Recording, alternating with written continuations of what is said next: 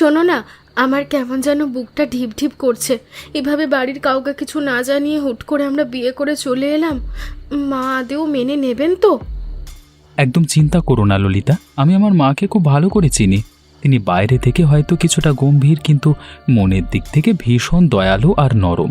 তুমি শুধু আমার উপর ভরসা রাখো। তোমার ওপর তো ভরসা আছে, কিন্তু হঠাৎ করে এভাবে একজন অচেনা মেয়েকে মাঝরাতে বউ হিসেবে দেখলে যে কোনো মায়েরই রাগ হওয়ার কথা। আমার খুব সংকোচ হচ্ছে। আরে রাগ করলেও সেটা 2 মিনিটের বেশি থাকবে না, দেখে নিও। তুমি তো পর নও ললিতা, আজকে থেকে তুমি এ বাড়িরই একজন। মনের সব ভয় ঝেড়ে ফেলো তো দেখি, এবার একটু হাসো। আরে দাদা, এত রাতে তুমি আর পাশে এটা উমা, এ তো দেখছি নতুন বউ। কোন সেজে কে দাঁড়িয়ে আছে ভাই? হ্যাঁ রে রতন, তোর নতুন বৌদি। বাইরে যা ঝড়, ভেতরে আসতে দিবি নাকি নাকি দরজাতেই দাঁড় করিয়ে রেখে ইন্টারভিউ নিবি? হ্যাঁ মা, ও মা, এই তাড়াতাড়ি এবার এদিকে এসো, দেখে যাও দাদা কাকে নিয়ে এসছে। এই দাদা বিয়ে করে নতুন বৌদিকে নিয়ে বাড়ি চলে এসছে মা। উমা, তাই তো। এমন মেঘ কালো করা রাতে ঘরে নতুন বউ এসেছে। তুই অত ভয় পাচ্ছিস কেন রে মা? আয় ভেতরে আয়। মা, আমি বেঁচে থাকো মা, সুখে থাকো। ছেলেটা আমার হুটহাট কাজ করতে তো অভ্যস্ত। তোকে ভাবে নিয়ে এলো, তা বিয়ে যখন করেই ফেলেছিস তখন কি আর তোকে ফেলে দেওয়া যায়? আজ থেকে তুই আমার নিজের মেয়ের মতোই এই বাড়িতে থাকবি, কোনো চিন্তা করিস না। দারুণ সারপ্রাইজ দিলে তো দাদা। আমি তো ভাবতেই পারছি না যে আমার একটা সত্যি সত্যি বৌদি চলে এসেছে। হ্যাঁ, এখন থেকে বাড়িটা পুরো জমি ক্ষীর। তুই আর বেশি বকিস না তো রতন, বড্ড বড় বড় কথা হয়েছে না তোর? ভেতরের থেকে আলমারি খুলে নতুন তোয়ালে আর শুকনো কাপড় বের করে দে বৌদির জন্য। আয় মা ললিতা, ঘরের ভেতরে এসে আগে হাত পা মুছে নে। নিজের ঘর মনে কর, কোনো লজ্জা নেই। ললিতা, আমার ঘড়িটা কোথায় রেখেছি বলতে পারো? সাইড টেবিলে তো দেখছি না। ওই তো ড্রেসিং টেবিলের ওপর রাখা আছে, আমি এনে দিচ্ছি। কি হয়েছে ললিতা? সকাল থেকে দেখছি তুমি কেমন চুপচাপ হয়ে আছো।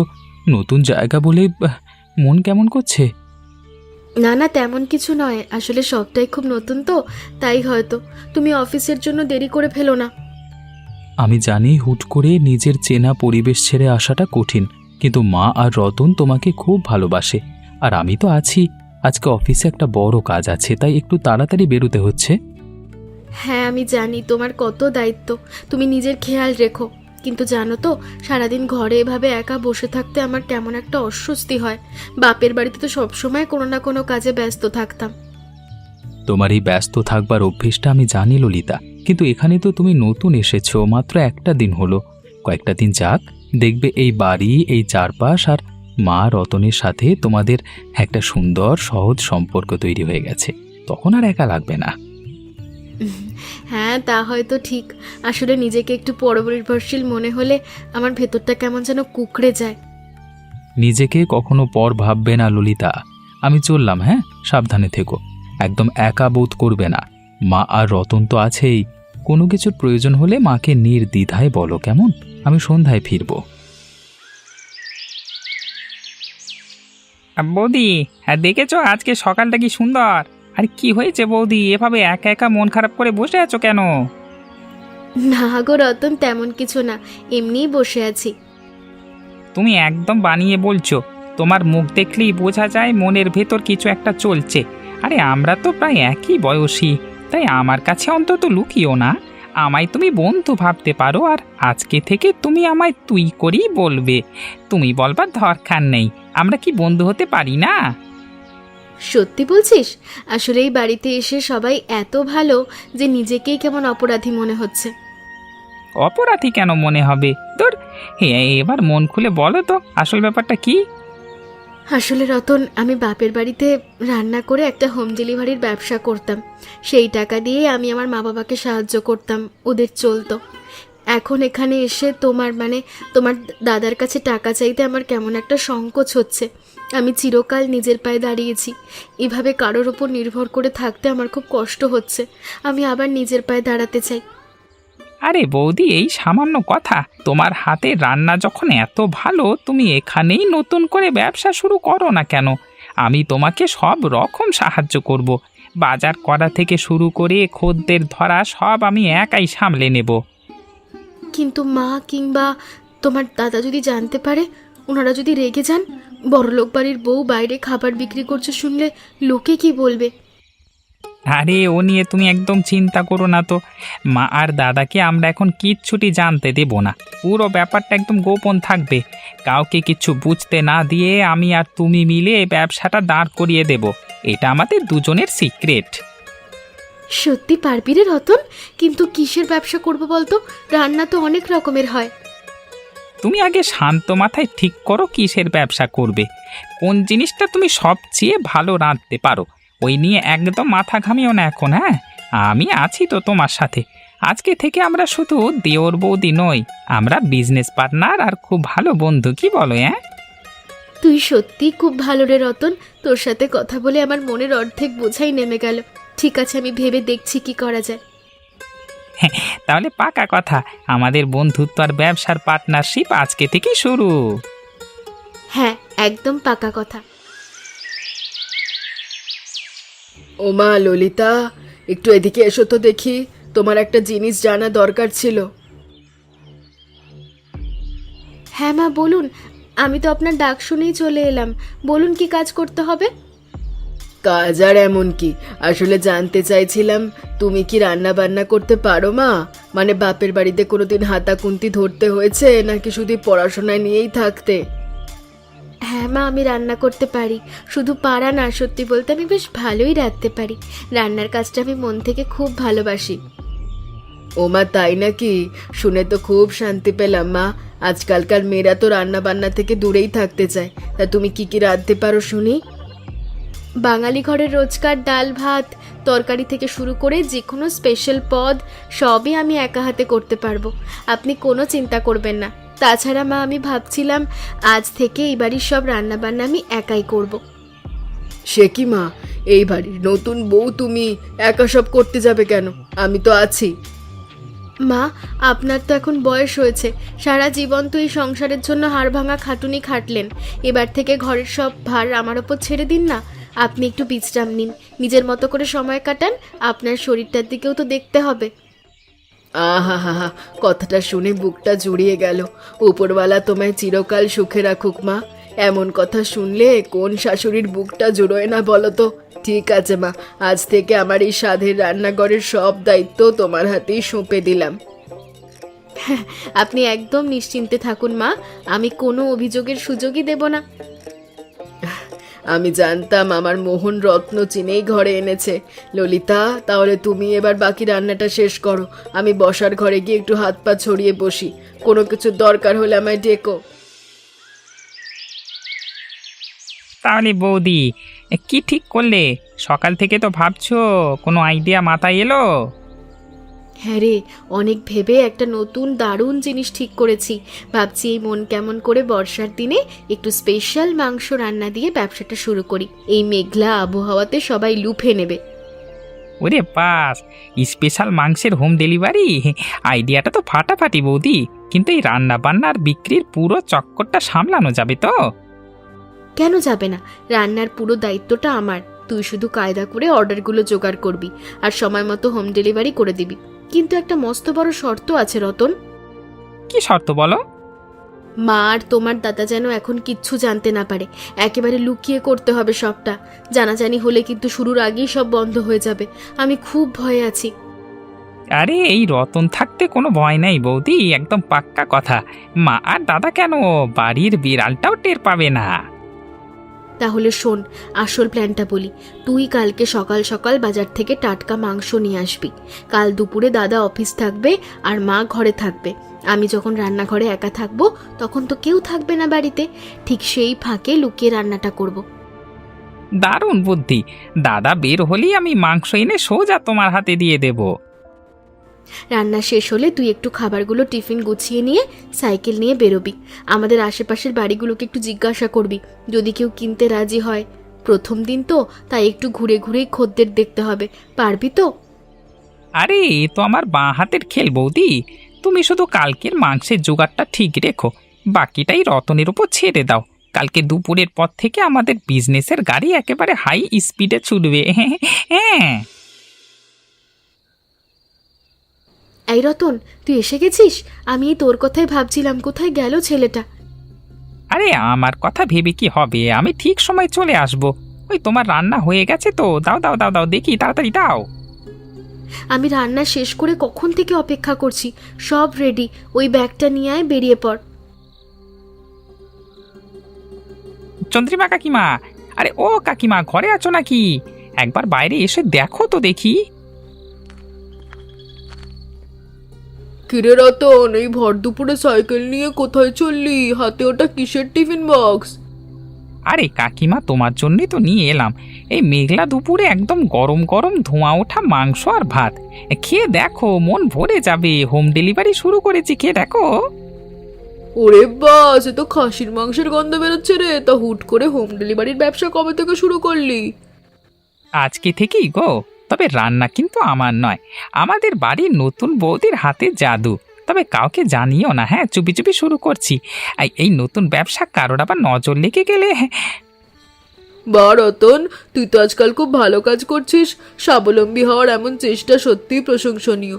বাড়ির নতুন বউয়ের হাতের এমন সুস্বাদু রান্না খাওয়ার জন্য আমার তো তর্স হয়েছে না। কালকেও কিন্তু দিয়ে যাবি, মনে থাকে যেন। একদম পাকা কথা কাকিমা, কালকে ঠিক সময় চলে আসবে। আমি তাহলে এখন আসি, শ্যামল কাকুর বাড়ি যেতে হবে। শ্যামল কাকু, তোমার দুপুরের স্পেশাল লাঞ্চ চলে এসেছে। আরে রতন, যে কি ব্যাপার রে বাবা, এই বৃষ্টির দিনে তুই সাইকেল নিয়ে খাবার বিলি করছিস? কাকু, দুর্যোগের দিনে তোমাদের যাতে কষ্ট করে রান্না করতে না হয়, তা একদম গরমা গরম মাংস ভাত পৌঁছে দিতে এলাম। তোদের এই সার্ভিসটা কিন্তু দারুণ রতন। এই বৃষ্টির দিনে রান্নাঘরে না ঢুকে এমন গরম গরম মাংসের হোম ডেলিভারি পাওয়া ভাগ্যের ব্যাপার। তা কত টাকা হলো বলতো? মাত্র কয়েকশো টাকা কাকু, খেয়ে বলো কেমন লাগলো। বৌদি খুব যত্ন করে রেঁধেছে। এনে তোর টাকা। তোদের এই নতুন উদ্যোগ সত্যি খুব কাজে দেবে গ্রামের মানুষের। আজকে তাহলে আসি, ভালো থেকো। হ্যাঁ। ও শ্যামলদা, তোমাকে আর কি বলবো, ওদের বাড়ির নতুন বউটার হাতের মাংস রান্না যা স্বাদ না, আহা, মুখে যেন লেগে আছে। এমন রান্না সচরাচর খাওয়া যায় না। একদম খাঁটি কথা বলেছ চন্দ্রিমা। আমিও তো আজকে দুপুরে মাংস ভাত খেলাম। এই বৃষ্টির দিনে এমন খাসা রান্না যে ঘরের দোরগোড়ায় এসে পৌঁছাবে ভাবতেই পারিনি। কি গো, তোমরা দুজনে এখানে দাঁড়িয়ে কার রান্নার এত তারিফ করছো? দূর থেকে শুধু মাংসের স্বাদ আর নতুন বউ শুনতে পেলাম। তোমরা কার কথা বলছো গা? আরে মাধবী দিদি, আমরা আপনার বড় বৌমার কথাই বলছি গো। কি সুন্দর মাংস রেঁধে হোম ডেলিভারি পাঠায়। আমাদের ললিতা? ললিতা মাংস রেঁধে হোম ডেলিভারি দিচ্ছে? তোমরা কার কাছ থেকে পেলে এই খাবার? কেন মাধবীদি, আপনার ছোট ছেলের অতনি তো টিফিন ক্যারিয়ারে করে দুপুরে আমাদের বাড়িতে দিয়ে গেল। আপনি কিছুই জানেন না নাকি? আমরা তো ভাবলাম আপনার মত নিয়েই নতুন সুন্দর ব্যবসা শুরু করেছে। ও আচ্ছা আচ্ছা, হ্যাঁ, মানে ওরা তো আমায় বলছিল কিছু একটা করবে। তার অত নিজেই দিয়ে এসেছে বুঝি? হ্যাঁ গো হ্যাঁ, ছেলেটা খুব খাটছে। তবে বৌমার রান্নার হাত মানতেই হবে মাধবীদি। গ্রামে কিন্তু এর মাঝে বেশ নাম ছড়াতে শুরু করেছে। আচ্ছা, এত কাণ্ড ঘটে গেল। ললিতা রান্নাঘরে লুকিয়ে মাংস রাঁধছে আর রতন সাইকেল নিয়ে ডেলিভারি দিচ্ছে, অথচ বাড়ির গিন্নি হয়ে আমি কিছু জানি না। তা তোমরা যখন এত ভালো বলছো, তখন নিশ্চয়ই ভালো রেঁধেছে। ঠিক আছে, তোমরা গল্প করো, আমি একটু বাড়ির দিকে যাই। হ্যাঁ গো মাধবীদি, বৌমাকে আমাদের তরফ থেকে অনেক ভালোবাসা জানিয়ে দেবেন। আরে মোহন, অফিস থেকে ফিরলি? তা তোকে একটা জরুরি কথা জিজ্ঞাসা করার ছিল। হ্যাঁ মা, বলো না, কি এমন জরুরি কথা? কোনো সমস্যা হয়েছে বাড়িতে? সমস্যা না রে বাবা, চরম বিস্ময়।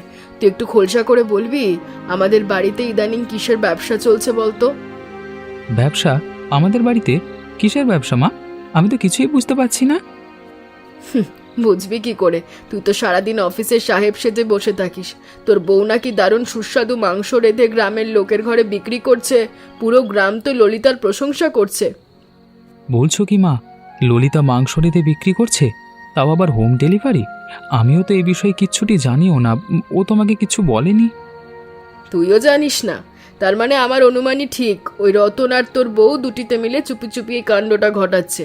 রতন নাকি দুপুরে সাইকেল নিয়ে পাড়ায় পাড়ায় টিফিন ক্যারিয়ার পৌঁছে দিয়ে আসছে। ওরে বাস, ললিতা যে এত বড় একটা প্ল্যান করে ফেলেছে আমি বিন্দু মাত্র টের পাইনি। কিন্তু মা, তুমি কি ওদের উপর খুব রেগে আছো?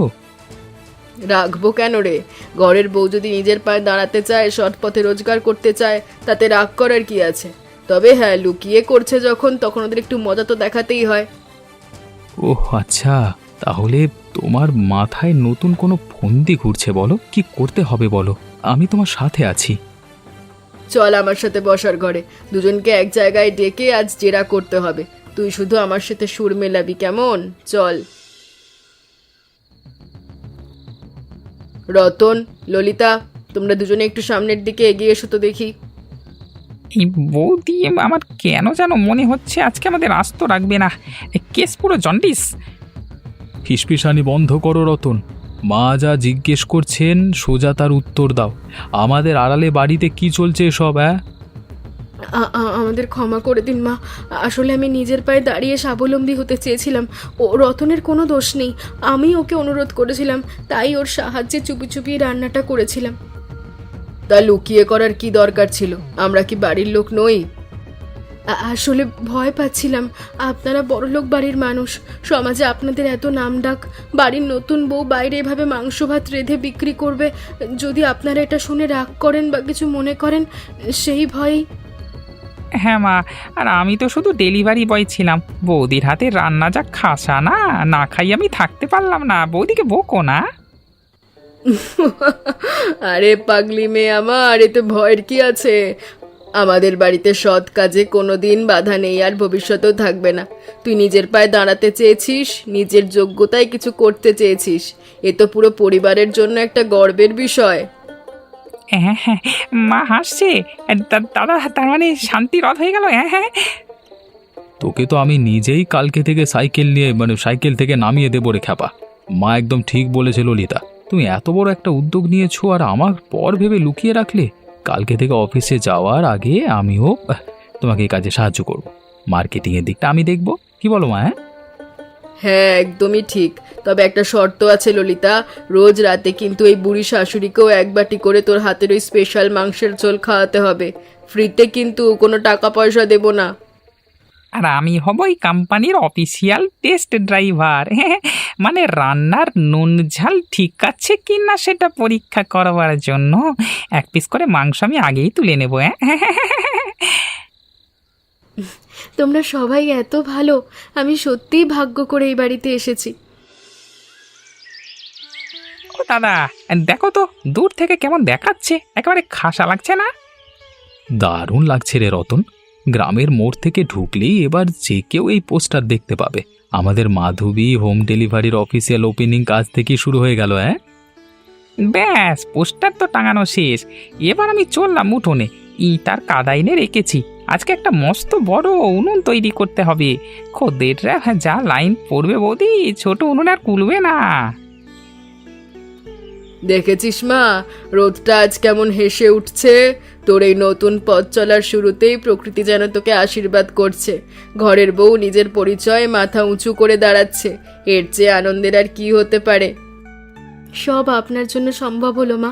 আপনি আর রতন যদি অমন করে পাশে না দাঁড়াতেন, আমার এই স্বপ্ন কোনোদিনও সত্যি হতো না। আর আমার ক্রেডিটটা কোথায় গেল শুনি? আজ কিন্তু অফিস যাওয়ার আগে বাজারের সেরা মাংসটা আমিই কিনে আনবো। অর্ডার কিন্তু অলরেডি আসতে শুরু করে দিয়েছে। আর ডেলিভারি পার্টনার রতনের কথা তো সবাই ভুলে গেলে। উনুন রেডি বৌদি, এবার শুধু তোমার হাতের জাদুর অপেক্ষা।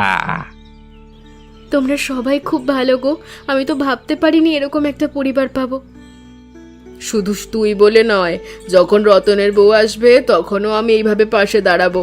আমি সবাইকে সমান চোখে দেখি, আর আমাদের বাড়ির পরিবেশটাই এমন। এসব কথা বাদ দে, নেনে রান্না শুরু কর, না হলে আবার অর্ডার দিয়ে আসতে দেরি হয়ে যাবে।